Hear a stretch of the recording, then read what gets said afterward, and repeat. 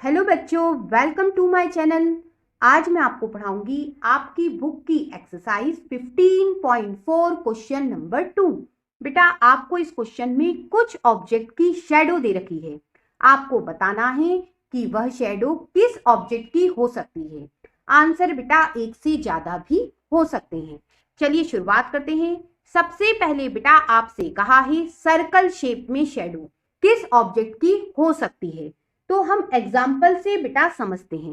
Practically समझेंगे तो बात आसानी से समझ में आ जाएगी।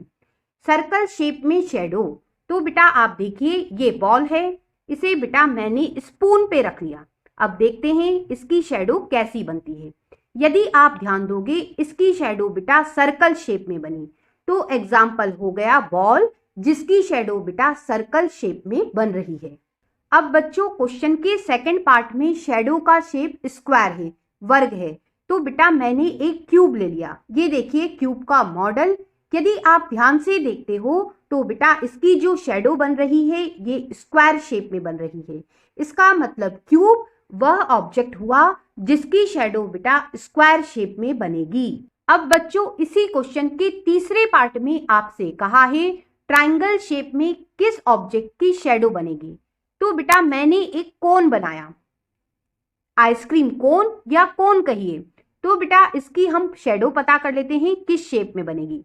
देखिए इस तरह से। यदि आप ध्यान देते हो तो बेटा ये ट्राइंगल शेप है, ये पहली साइड, ये दूसरी और ये बेटा तीसरी साइड।